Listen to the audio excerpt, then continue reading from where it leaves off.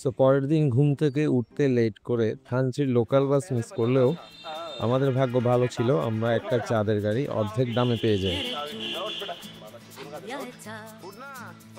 He removido cielo y tierra y multitudes, y llegas hoy tan de repente, y has sentido toda mi vida con tu querer. Sorry আমরা underestimate করে বলেছিলাম। Sorry আমি আকাশ পাঠাবো তোমার মনের আকাশ, যেখানে গাইবে তুমি আমি আকাশ।